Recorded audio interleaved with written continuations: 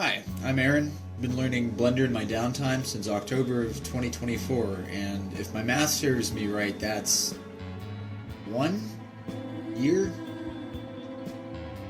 It's been of Craftian, non-Euclidean, like when you pull on a thread and it just keeps going. Like you tackle a thing like manual UV unwrapping for the first time and think, oh, this is easy, just mark the seams so it sits flat, cool. Then you learn about UDEMs, the ramifications of your topology on the unwrapping process, the myriad of different ways to approach unwrap angles, island density, whether or not your project wants even UVs. For instance, like a face oftentimes wants more detail than the body, so your face UVs would be smaller than your body UVs. Color indices and how it's just a complicated mess of interconnected bits. I kind of like that, I think. I mean, the only way to learn things is to get your hands dirty, and you gotta be bad at it to get good at it. And it, much like anything worth pursuing, is impossible to be finished learning. When I started last year, the first project I really cut my teeth on was remaking Mish Spish's Rose Sword. At least I think you say it like Mish Spish. Her name's Michelle. Her art's really cool. Link in the description. She's open for commission. It's the remix to Ignition. All that. Originally, I was like, this has so many little things in it, I could obsess over translating every detail one-to-one in 3D space to learn as much as I can on one thing. But it's pixel art too, so there's like some degree of interpretation. It's perfect to crash course. And it took me, I think, about like 20, a little bit more than 20 in real life hours, I think. Anyway, I remade it after a year as a progress marker. Took me probably twice as long, but it was way less, what am I even doing? And more, God, now I gotta do this? And I think it's a lot better for that. Can't show it because I deleted the old file spring cleaning my projects folder, but nothing about the original would have held up to a 360. The hair curves only worked from the camera's perspective, the model was just a torso, and render times were CPU-based and atrocious. Though I was using cycles immediately. I didn't know the distinction between Eevee and cycles, really. I just knew that things in cycles generally looked better. So I tried that, and it was bad. Quite bad. I'm gonna kind of talk through the making it process and touch on things I learned along the way. Kind of geared toward people just starting out. Probably gonna run off tangentially a bunch, but it took long enough that filling all the dead air is gonna be harder than keeping things short. First off, gather references. It's not cheating. Everything's derivative. When you're working in 3D, it's gotta work from every angle usually. Pinterest is good for organic art purposes. I think their search algorithm is more vibe-based than keywords like Bing or Google. But like, watch out for AI stuff, it's everywhere now. And for something based in reality, proportions are key. I use something AI generated as a base because this is stylized, but even then I got lost in the sauce and her neck ended up comically long for a minute there. Gather multiple bits, different angles, things that kind of synergize and do a smooth, kit-bashy collage type thing. Then comes the blockout. Spend time on your blockout. Or don't. But every time I don't, like this time, I end up in a recursive limbo where I pore over details for 20 minutes, zoom out, and I'm like, shit, the mouth is way off. And have to undo some progress. Unless you're building off an existing base mesh, your blockout should match your end goal. If you are building off a base mesh, your landmark should be pretty close too. It's kind of a necessary prep work for efficient modeling.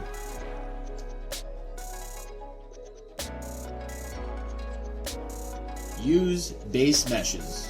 My recording process is kind of write a script, say it, and plop it on top of the time-lapse, so I don't know exactly where I am in the process here.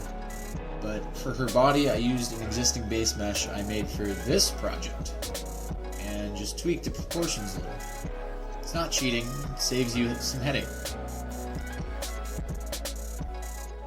If you want, practice building some from the ground up to work on fundamentals, but at the end of the day, everything you do in 3D software is kind of just a tool. Like, you're not plotting points into 3D space with math and manually plugging it into some custom shader. These are all things designed to make your life easier. Oftentimes I like the practice and repetition, so I'm definitely going to be doing things from the ground up again, but if I were doing something for a job, I would just do strictly what is necessary and what gets the results I'm after. The sculpting process is definitely my favorite part. It's the most traditional art brain of the whole thing. Disregard topology, edge flow, texture, everything. Just get the forms right. Not much to be said there aside from use references and think in terms of anatomy. Oh, anatomy for sculptors, that's right. Yeah, good book.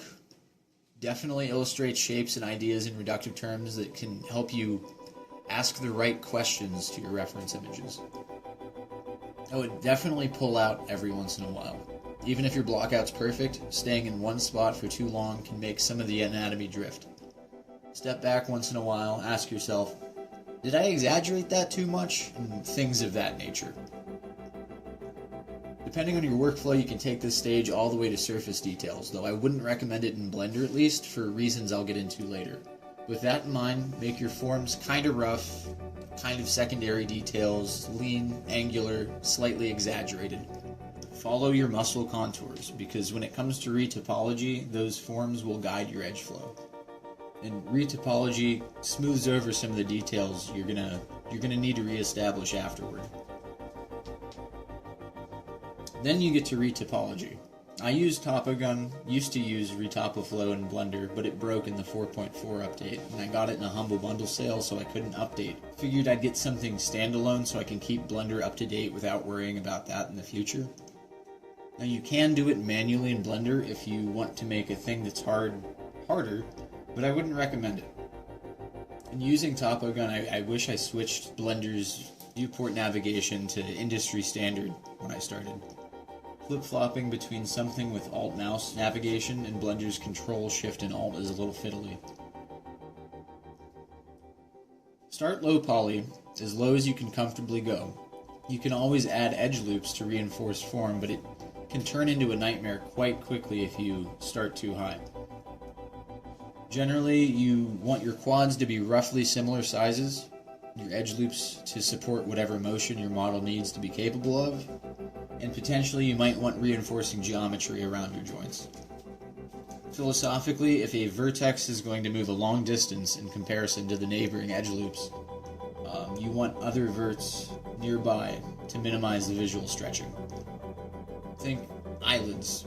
From open to closed, it moves like 6 times the distance of its nearby loops versus the verts around an elbow.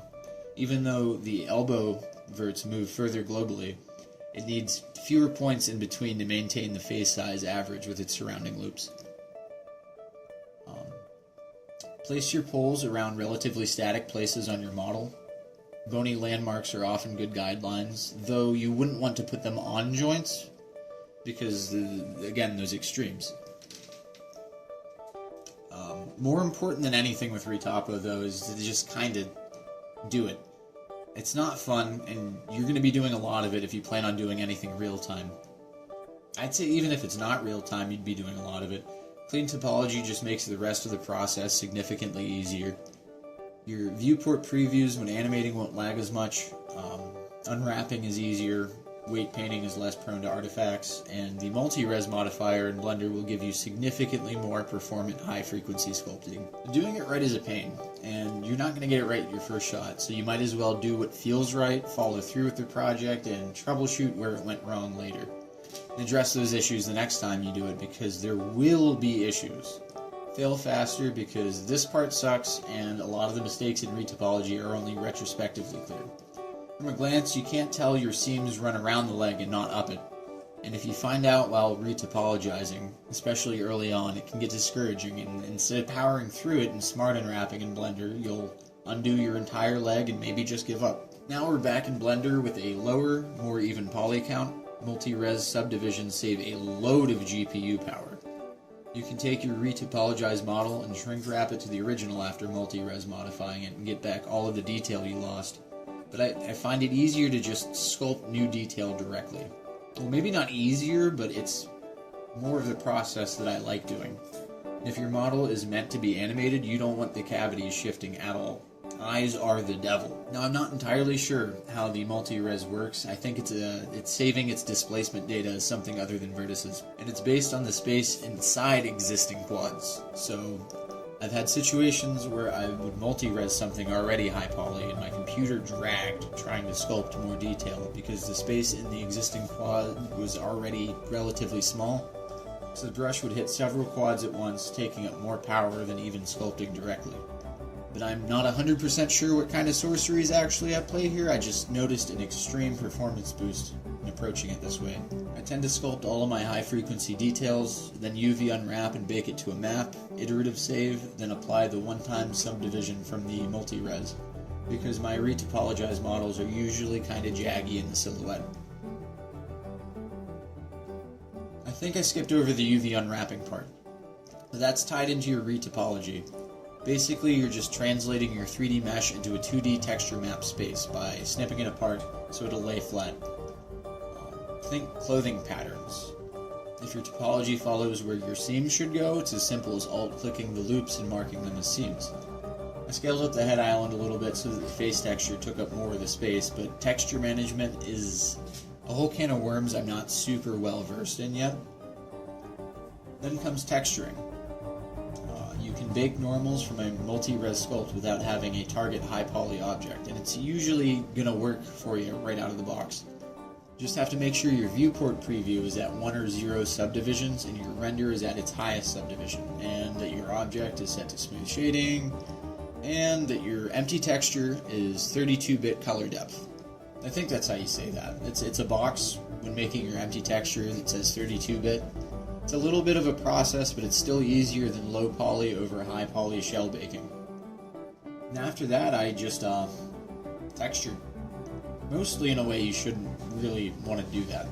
Like, you should really be using something like Substance Painter or a Substance Painter style workflow, even in Blender.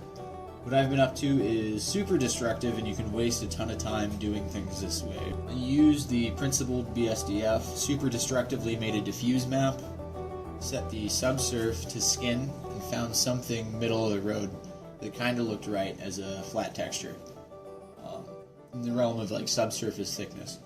You can map different thicknesses, i.e. less weight around the forehead, more weight around the ears and nose, with a black and white mask, and multiply it with whatever maximum depth you want in your subsurf. And it has a little bit to the realism, but it's so insignificant on something stylized that I just picked a value and stuck with it. I also had a black and white mask tied to the roughness channel, kind of painted in vaguely where on the model it would be wet or greasy. Think under the eye, mouth, tip of the nose, neck, etc. I did the hair exclusively procedurally, and I might make a whole video on that. The results aren't great, but from far away I think they hold up pretty good. Use metallic textures and anisotropic, however you say that word, to simulate the hair's anisotropy.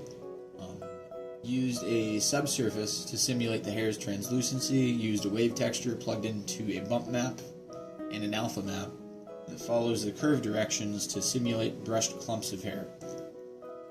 I don't do that much procedurally, but I understand why people do. It's more versatile than strictly UV mapping things, and when set up right, it allows for rapid iteration in look dev.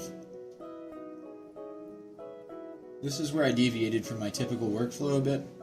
Made some visual displacement maps, or VDMs if you're not trying to sound smarter than you are, for the ornate armor I knew I was going to make. Blender has a free VDM Baker add-on. It's awesome. Super intuitive. It works. It just works. VDMs are essentially just displacement alphas, but they can handle undercuts better. Better than not at all. Like, how are you supposed to do undercuts with a 0 to 1 range? My VDMs definitely could have been an alpha, but they didn't need the extra bells and whistles VDMs have. But baking displacement alphas is far less intuitive than pressing the "make this a VDM that works out of the gate" button. You need like an ortho camera, missed passes with a range that covers explicitly your model, and to manually save and reopen the texture when you want to use it. But the add-on makes it so you can just kind of sculpt the thing and have that process repeated instantly whenever you want it, pretty much. Just realized I have no footage of the clothes making part. I mean, I'm still doing what's arguably the cheapest, easiest solution to making clothes and mask extracting from my base mesh. You essentially just paint on clothes and yoink them off your base, and it transfers the UVs so you don't have to re-unwrap or anything like that. However, the islands match your base mesh's islands, and if your island's footprint is super small, making another 2K texture for clothing is also going to be inefficient because it leaves all that room for the other bits of your model that you're not using for your clothes. It also looks cheap and hacky a lot of the time, except for the boots. I went hard with these boots. Not hard surface modeler hard, but like less Play-Doh organic sculptor. I don't know, they felt more like boots than the boots I've made before. It works well for athletic wear, but not much else. I haven't played with Blender's sewing functionality much, but that's an option too. I've looked into Marvelous Designer a little bit, and I wonder if approaching Blender's sewing like Marvelous Designers has potential. Most of what I've seen on that front looks more hacky than mask extraction though. Like everyone's wearing thin, floppy silk things. The eye model was derived almost entirely from Jay Hill's several tutorials on the subject. The one with the waterline and lacrimal carbuncle was kind of a game changer for me for real. Ideally, in a real-time setting, we'd have parallax mapping integrated into Blender so that the eye can be one object and still work without ray tracing. In the meantime, you can make a reasonably believable eye with tracing, with a concave sclera iris pupil mesh, and a convex outer shell with transmission, low roughness, and the IOR set to like 1.4 or 1.5. Can't off the top of my head remember what the actual IOR is for the eye, but it's on the internet. Rigging was incredibly basic, super basic. Just deformation bones were the control bones, there were no IK constraints or anything like that. The face was done strictly with shape keys, and after this project I messed around with meta rigs and I don't know why I haven't been doing that the whole time. It's way easier, way more intuitive after the prep work's done. Weight painting was mostly automatic. Did it with automatic weights on the base, cleaned up the artifacts, softened the joints slightly. Then because the clothes were mostly based on the existing topology, transferring the weights via empty groups generally worked. For the hair and dress, the secondary movements, I used a lattice soft body deformation. You essentially parent the lattice to a bone, assign a pin or goal group of the vertices of that lattice, typically the top 1 to 3 layers depending on the subdivisions. Give the mesh you want affected by that lattice a lattice deform modifier, and assign the lattice that's supposed to affect the mesh's deformation to it. There's tutorials for that specific thing out there. I'll probably just plug a bunch of links in the description, name dropping the things I've watched that kind of shape my workflow. But in an overall sense, don't get stuck in tutorial limbo. But don't outright ignore them either. I'd suggest thinking up something you want to do, split it up into concepts you know and concepts you don't, and look up how to do what you don't know how to do. Keep it relatively reeled in to start, and try to tackle specifics per project until you've got enough under your belt to have a solid foundation to jump off. For example, everything I've done this year. Admittedly fell off the learning a new thing every time wagon eventually, but repetition legitimizes. Mish Bish's Rose Sword, I went in green, and spent more time watching tutorials than making the thing. Led with, meta balls are so powerful, you just jam the bits together and make a shape? That's crazy! And then I learned that you can do the same thing with regular primitives by remeshing. Learned a little bit of curves to make the hair, learned a little bit of cloth sims for the cape, particle fur for the cuff, alpha masking for the thing over the cuff, array modifier to make the rose, touched on geometry nodes trying to make the hair easier for myself, but learned it just made it more complicated. Then after that, Altas Gracias I was focusing on the hair grooming. Got more reps in sculpting though. Then I asked people on Newgrounds what I should make next to kind of have a jumping off point for the learning purposes. Paper Golem, I focused on polymodeling and navigating Blender's viewport effectively, and dabbled in some procedural texturing using masks. Young Sphinx, I crash-coursed NPR cel-shaded rendering and just kind of brute-forced my way through something that wasn't working super great. Fox Sprite was mainly rigging and animation. Remaking my own art from when I was 14 was to be a little bit more freeform in my work, and also get better at rigging and animation. Touched on hair cards. I used cloth sims for the hair cards' secondary motions, and seamless texture generation.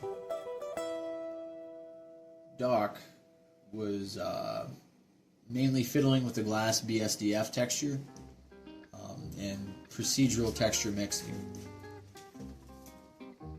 I set up paintware and tear systems and also some compositing to make the screen seem like static dots and to make it look like 2D pixel art. Sally Nicky, I was focusing on toon shading, applications of inverted hull texturing, and frame-based procedural texture animation. Making the Labyrinth short, I was focused on syncing up animations with sound. Also, I said, remember that time in Labyrinth when all those orange dudes sang about how awesome it is being unemployed and started ripping themselves apart as a joke? And I thought it'd be funny. I don't know. Tackled a little bit of shell texturing in there with the fur as well. Then a base mesh set. Then a base mesh set. Then a base mesh set. Then a base mesh set. Because I needed reps and retopology and wanted them on hand. Then this Black Lodge GIF, because David Lynch had recently died and I got COVID again. Leaned into vibes rather than skill with this one, but the chevron pattern is 100% procedural, and the curtain shifting was a cyclical deform based on modifiers, which I'd never done. The VHS with aberration overlay was composited in Blender. Then Joaquin Phoenix and Beau is Afraid, because I saw Beau is Afraid and it floored me. Also was shooting for realism. Expanded on my knowledge of Blender's hair system and had brown and white hairs, both transmission and reflective layers, all controlled with density masks. Learned I could adjust subsurface depth with a mask too on my own at this point. Then this, to talk about Dwarf Fortress on YouTube, get practice in animation because I thought it'd be funny.